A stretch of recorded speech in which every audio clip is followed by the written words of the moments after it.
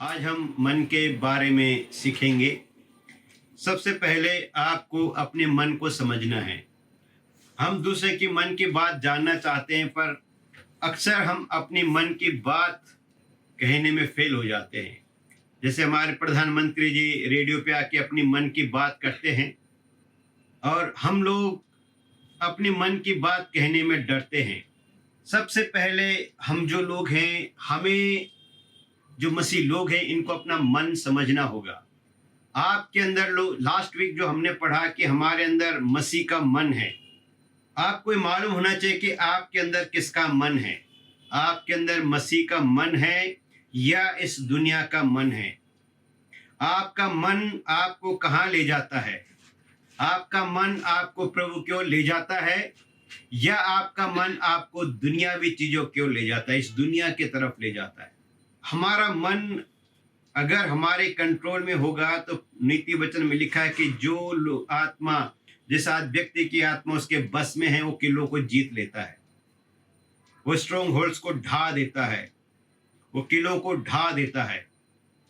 पर जिस व्यक्ति का मन उसके कंट्रोल में नहीं है, चंचल है, अनस्टेबल है, वो व्यक्ति अपने मन को कभी जीत नहीं सकता और वो व्यक्ति हमेशा अपने डिसीजन में हमेशा फेल हो जाता है। वो जो भी डिसीजन लेता है क्विक लेता है और हर डिसीजन के अंदर वो फेल हो जाता है।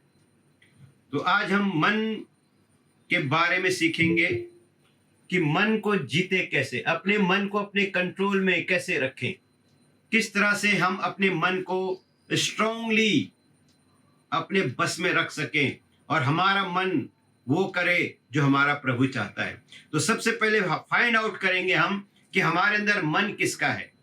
हमारे अंदर प्रभु का मन है, ये शैतानी मन है ना। एक कहावत हमने बचपन से सुनी है, खाली मन शैतान का घर। तो हमें ये देखना है कि हमारा मन कहाँ है, हम ज्यादातर किस बारे में सोच विचार करते हैं।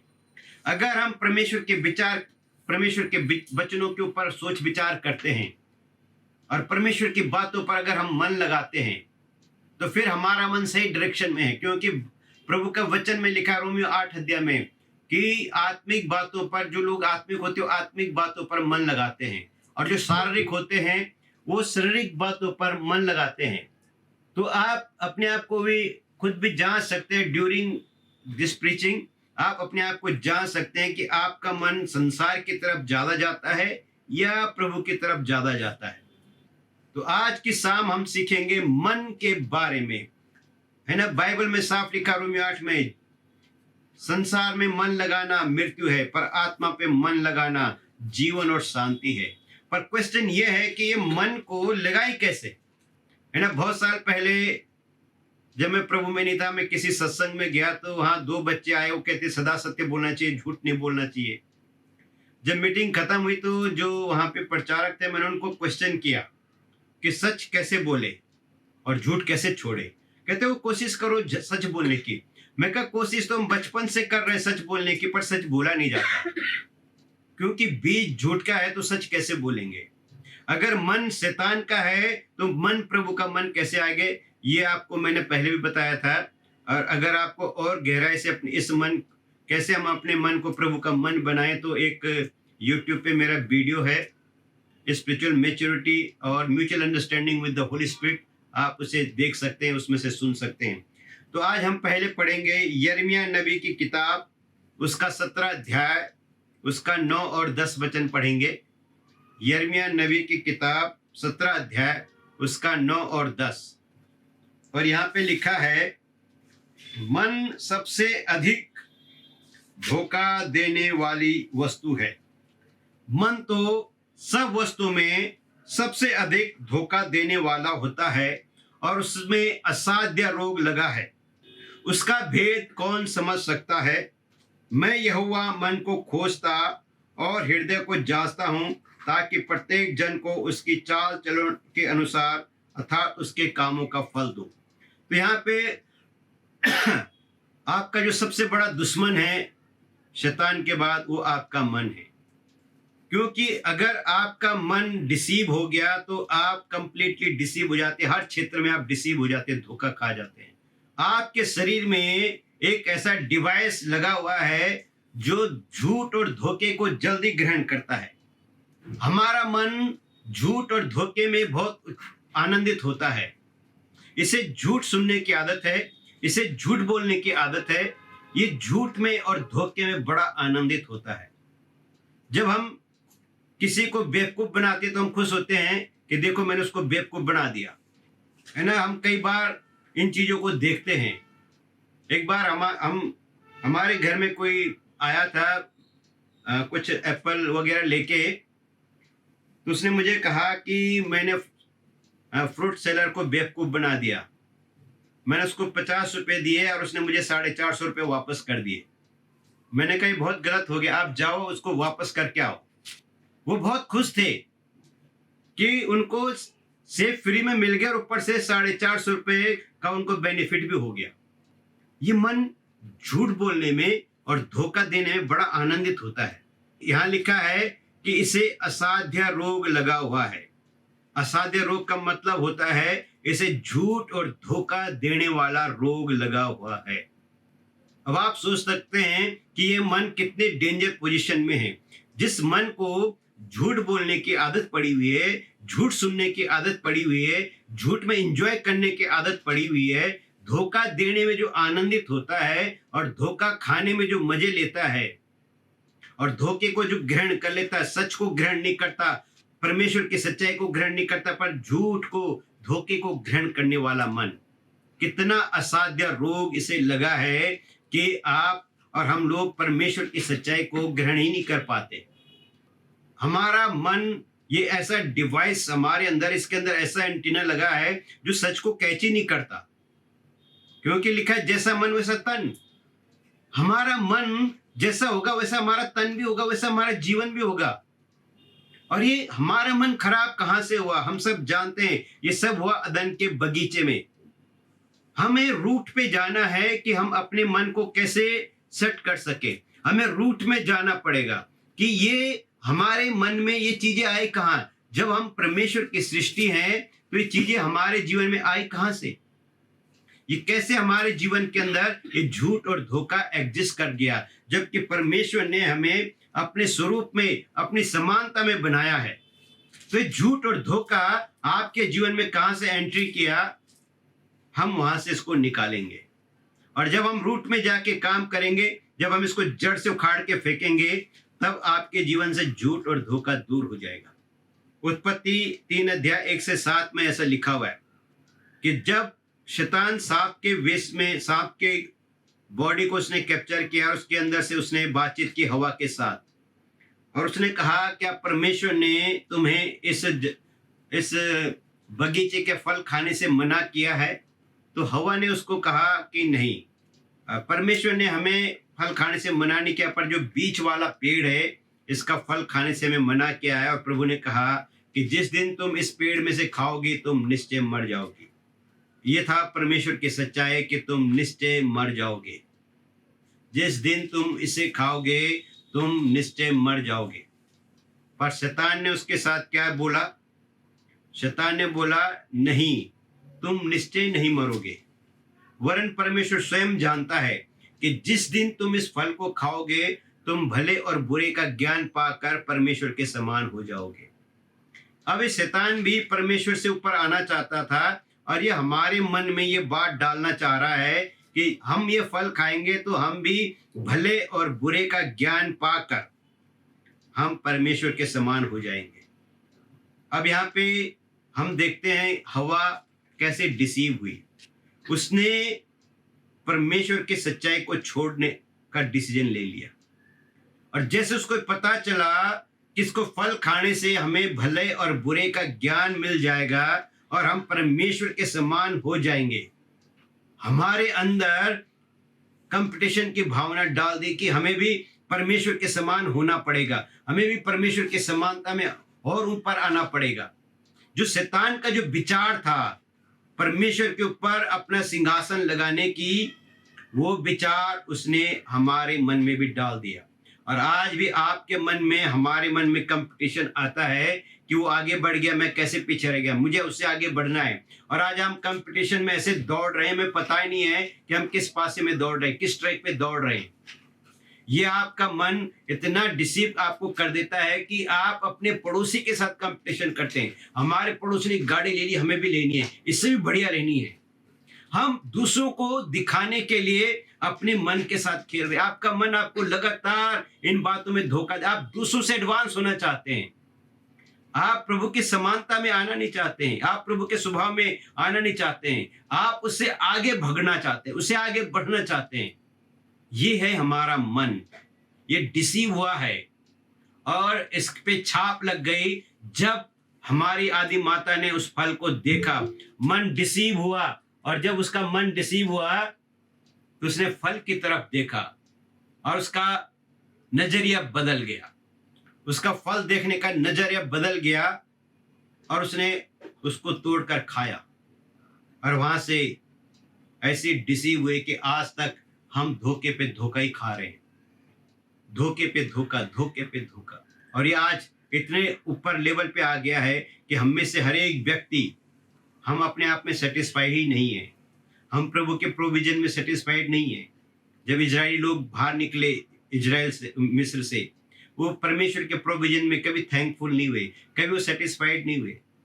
जब परमेश्वर उनका राजा था तो उन्होंने भी मांग की कि हमें भी राजा दे, हमें परमेश्वर हमारा राजा नहीं होना चाहिए, हमें तो कोई आदमी हमारे ऊपर राजा बना। इतना हमारा डिसीव हो गया था मन कि हमारा मन प्रभु से दूर हो गया और हम प्रभु से लगातार दूर होते चले गए और हम बहुत दूर चले गए। आपका मन किसके बस में है? आपके मन को कौन चलाता है? आपके मन में किस तरह के ख्यालात आते हैं? ये बहुत खतरनाक बात है। अगर आपका मन आपके बस में नहीं है, ये बहुत खतरे की बात है। इसलिए नीति वचन 4:23 में लिखा हुआ है, सबसे ज्यादा अपने मन की रक्षा कर, क्योंकि जीवन का मूल स्रोत यही है। सबसे ज्यादा मन की रक्षा कर। पर यहाँ पे ये नहीं बताया गया कि कैसे कर, अपने मन की रक्षा कैसे कर, ये नहीं बताया गया। पर मैं आगे आपको बताऊंगा वचनों के द्वारा ही कि आप अपने मन की रक्षा कैसे करेंगे, किस तरह से आप अपने मन को कंट्रोल कर सकेंगे। एक और वचन पढ़ेंगे, नीति वचन 15 अध्याय उसका 13 वचन। और यहाँ पे ऐसा लिखा हुआ है, मन आनंदित होने से मुख पर भी प्रसन्नता छा जाती है, परंतु मन के दुख होने से आत्मा निराश होती है। जब हमें कोई चीज मिल जाती है तो हमारा मन खुश हो जाता है। मन के मुताबिक जब कोई चीज मिल जाती है, मन खुश हो जाता है। और जब किसी का मन खुश होता है तो उसके चेहरे पे वो खुशी दिखाई देती है। पर जब किसी का मन उदास हो जाता है तो उसके चेहरे पे वो निराशा दिखाई देती है।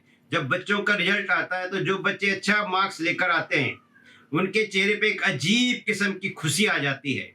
पर जो बच्चे फेल हो जाते हैं उनके चेहरे पे एक अजीब सी निराशा छा जाती है।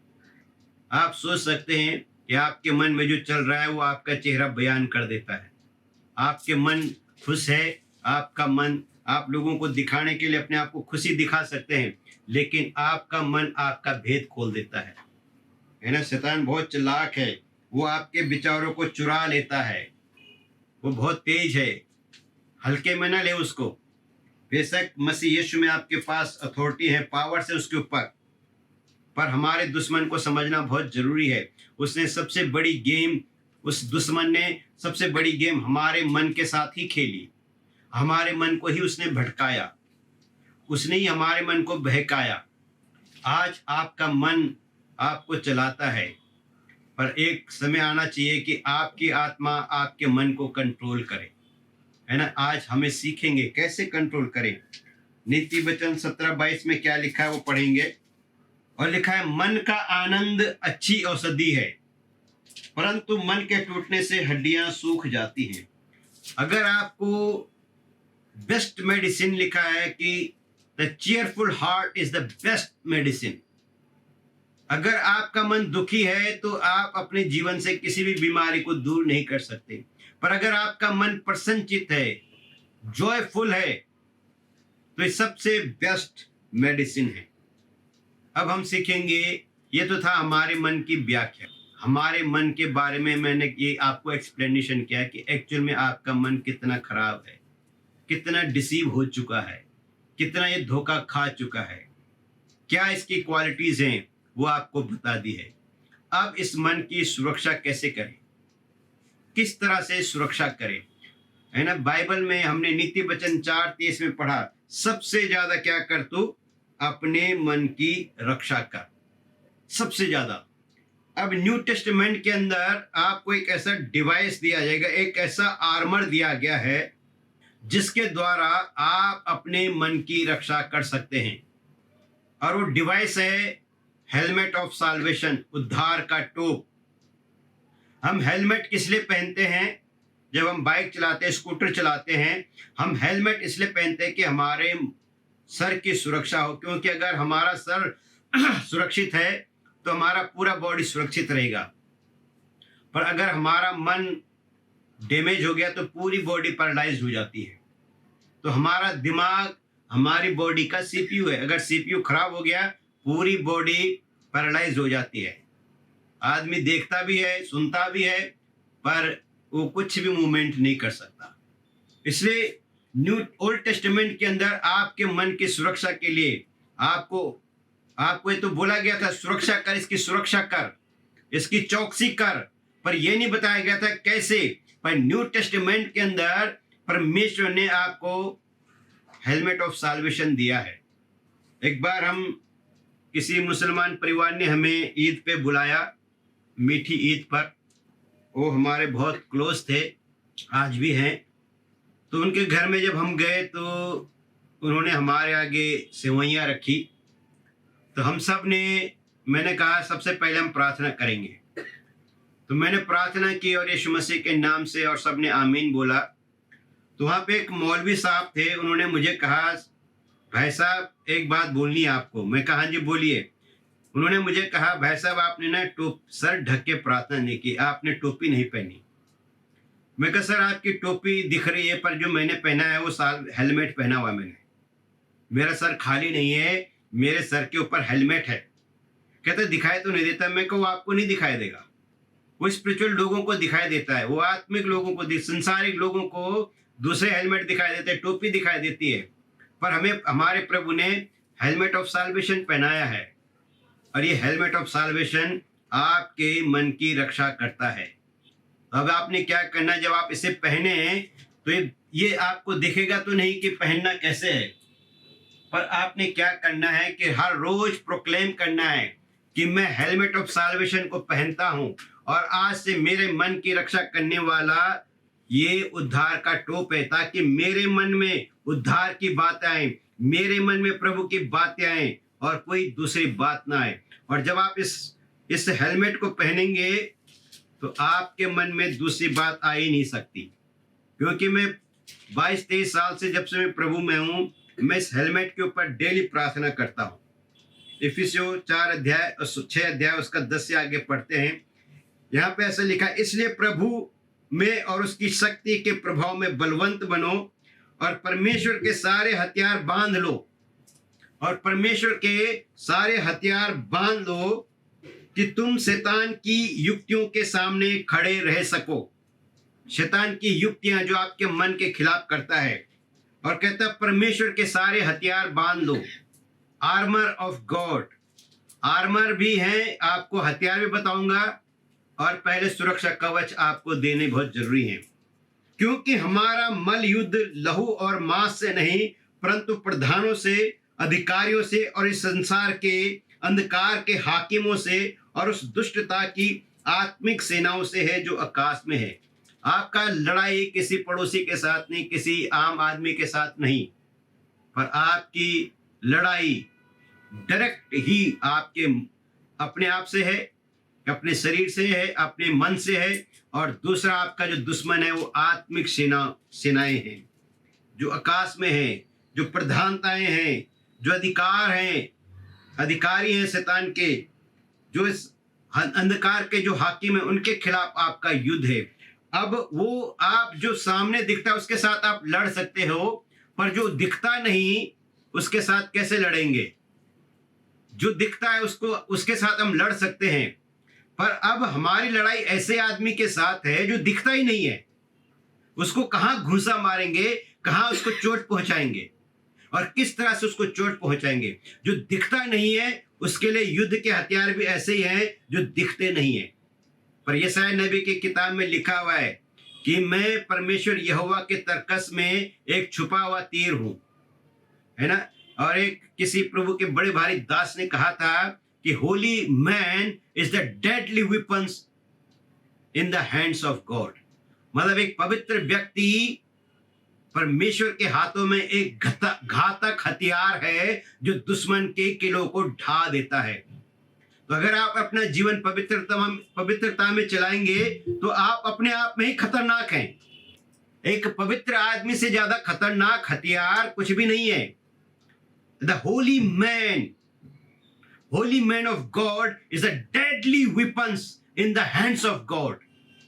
ये एकमात्र जो सबसे बेस्ट हथियार है जो प्रभु का आपको दिया हुआ है, आप उसने अपना होलीनेस आपको दिया है। इसलिए वो कहता है कि जो युद्ध हमारा है एक इनविजिबल फोर्स के साथ है जो दिखती नहीं है, पर हमारा युद्ध भी इनविजिबल है जो दिखता नहीं, पर उसके परिणाम आते हैं। और वो कहता है इसलिए परमेश्वर के सारे हथियार बांध लो कि तुम बुरे दिन में उसका सामना कर सको, है ना। अक्सर हम स्पिरिचुअल वॉरफेयर नहीं करते, इसलिए हमारा मन बार बार डिसीव होता है, हम युद्ध में नहीं रहते हैं। पर आप याद रखो, जिस दिन आपने यीशु मसीह को अपना जीवन दिया, आप एक बैटलफील्ड में हैं। आपका युद्ध एवरीडे आपका युद्ध है। आप गोली चलाना बंद कर दोगे, वो नहीं करेगा बंद। शैतान कभी भी आपको छोड़ेगा नहीं। अगर आपने उसके साथ युद्ध करना बंद कर दिया, पर वो नहीं करेगा बंद, वो आपको छोड़ेगा नहीं। बाइबल में साफ लिखा है कि वो एक शेर के समान है जो फाड़ खाने के फिराक में कि किसको फाड़ खाए, वो कमजोर को फाड़ खाएगा।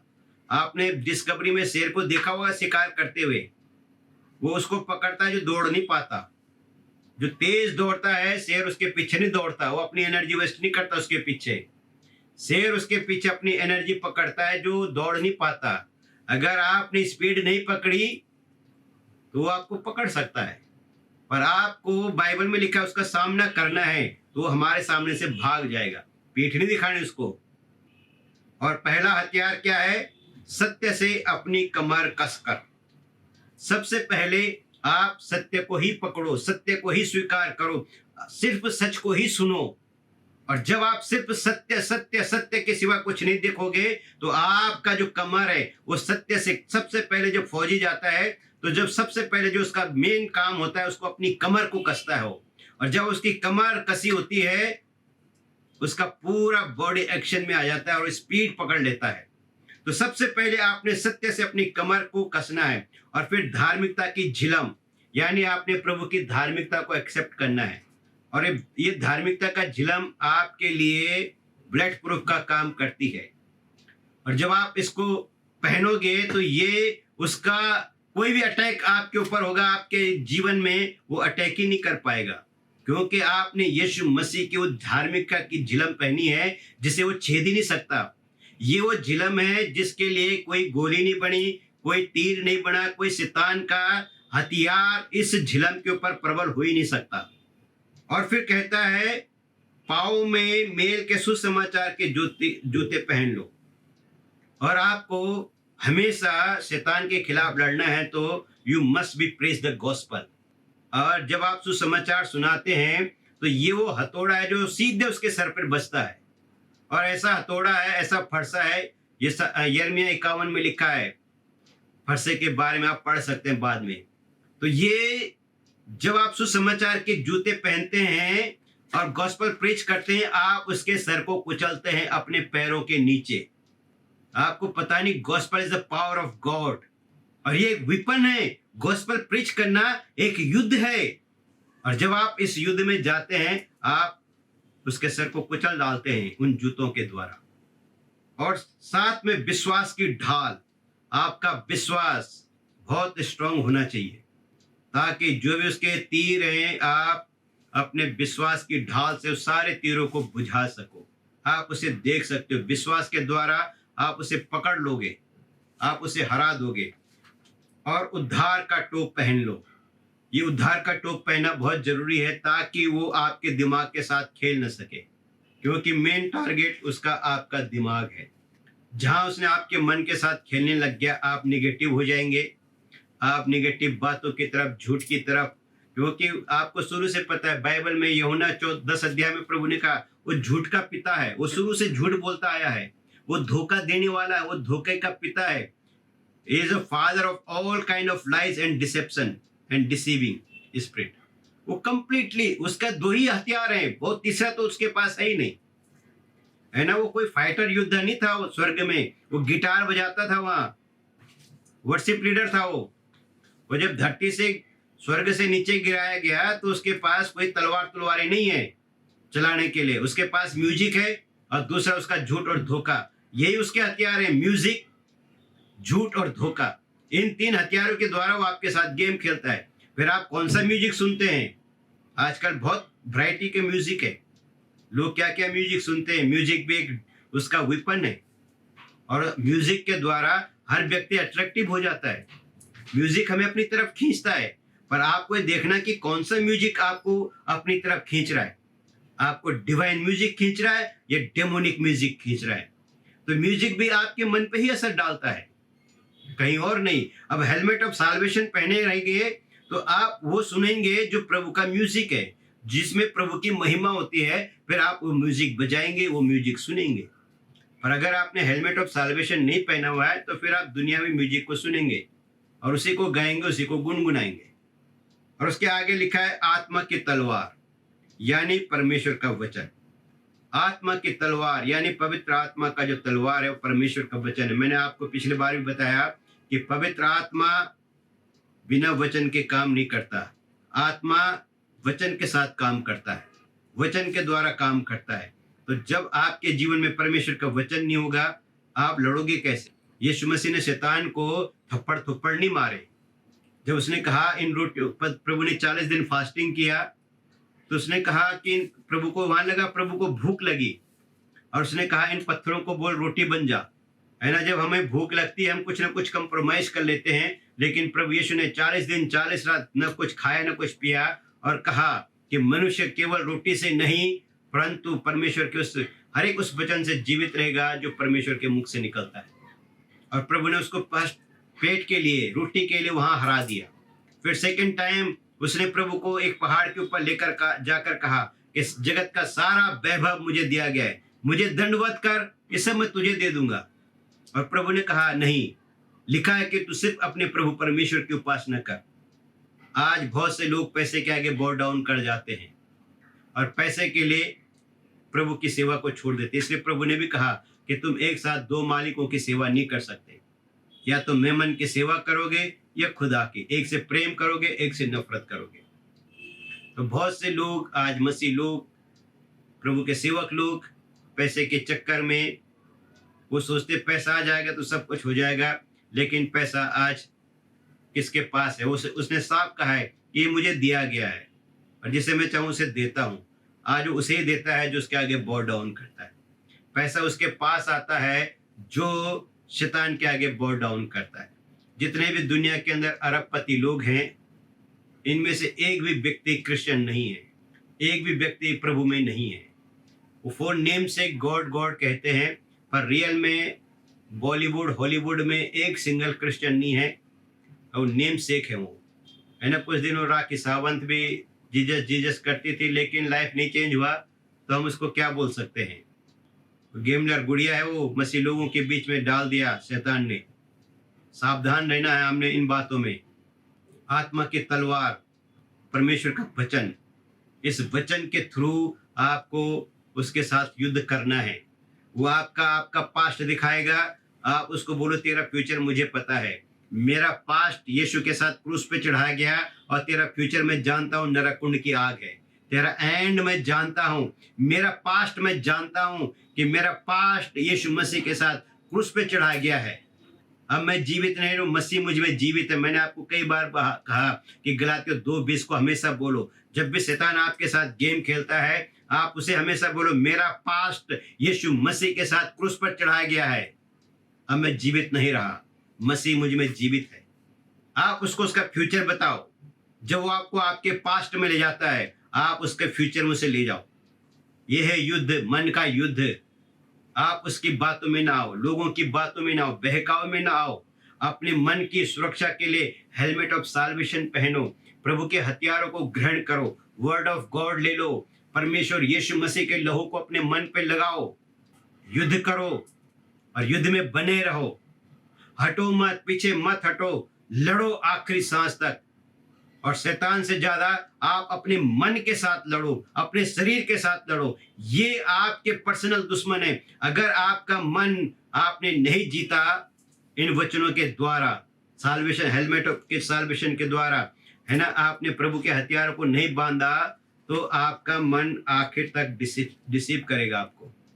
मसीह यीशु में मैंने आपको बताया हमारा मन रिन्यू हो जाएगा, है ना। वहाँ रोमियो में मैंने आप वो वीडियो देख लेना, स्पिरिचुअल मैच्योरिटी के बारे में जो मैंने बनाया है, उसमें मैंने हर बात आपको क्लियर बता दी है कि कैसे आपको प्रभु के सिस्टम को पकड़ना है, कैसे पवित्र आत्मा आपके मन को रिन्यू करेगा।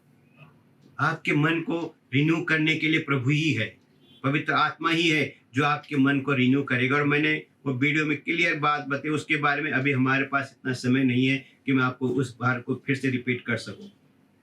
और आखिर में वो कहता है कि हर समय हर प्रकार से आत्मा में प्रार्थना और विनती करते रहो, है ना, मुंह से नहीं, आत्मा में। और मैं आपको बताऊंगा कि पवित्र आत्मा में कैसे प्रार्थना करनी है, वो नेक्स्ट टाइम मैं आपको सिखाऊंगा। आत्मा में प्रार्थना किसे कहते हैं, आत्मा में प्रार्थना किस तरह से करते हैं। पर यहाँ वो कहता है हर समय आत्मा में प्रार्थना करते रहो। और जब आप आत्मा में प्रार्थना करते रहोगे, आप बहुत एडवांस हो जाओगे और आप इस युद्ध को जीत जाओगे। एक और वचन पढ़ेंगे, 2 कुरिन्थियों 10 अध्याय उसका 3 से 5, बहुत पावरफुल वचन है।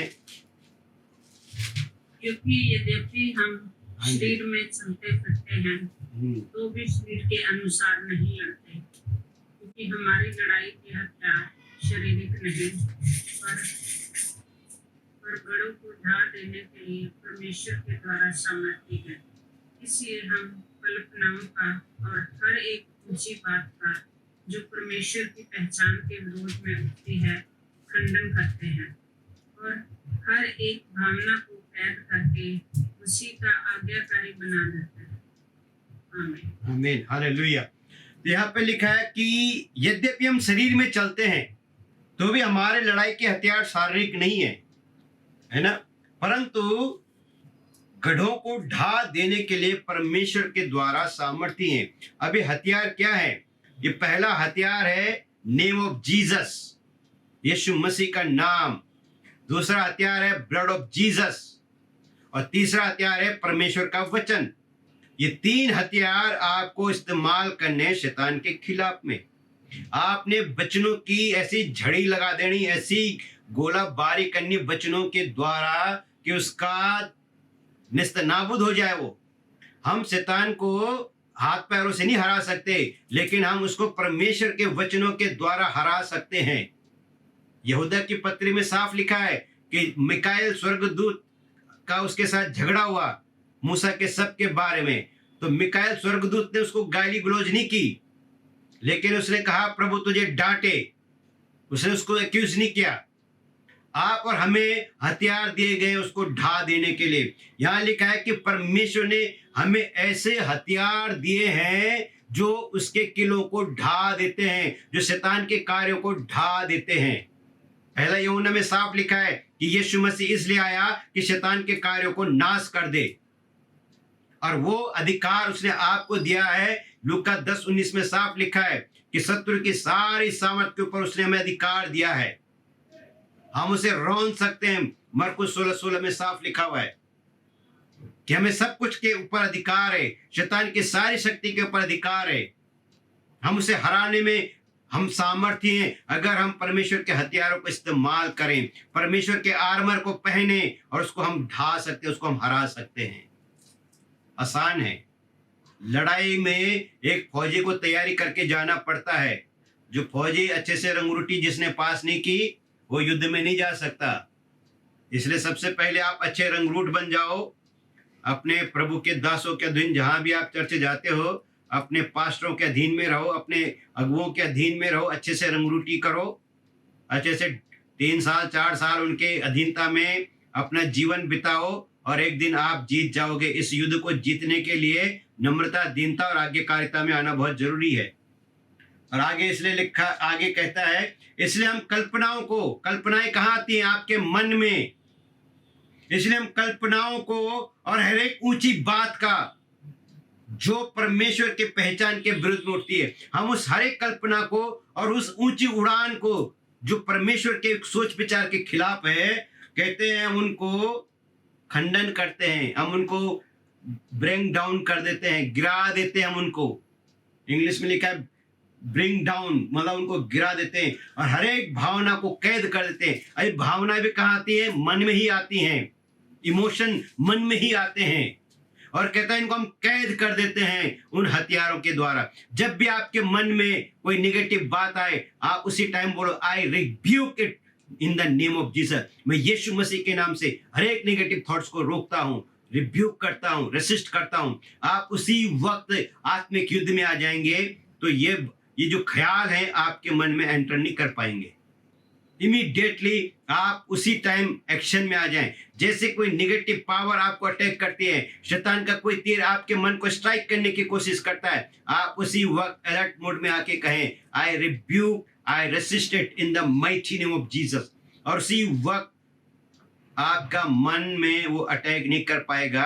और आपका मन, क्योंकि आपने हेलमेट पहना हुआ है, तो हेलमेट पे गिरने से थोड़ी बहुत चोट तो लगती है, पर हमारे सिर के ऊपर हमारा सिर बच जाता है। लेकिन जो हेलमेट आपने पहना है, अगर आपने इसको प्रॉपर तरीके से पहन के रखा हुआ है, अपने साल्वेशन के ऊपर आप काम कर रहे हैं, तो शैतान कभी भी आपके मन में स्ट्राइक नहीं कर सकता है ना। मैं पिछले 23 साल से इसे प्रैक्टिस कर रहा हूं, और मेरे मन में कभी भी नेगेटिव बातें अब आती नहीं है।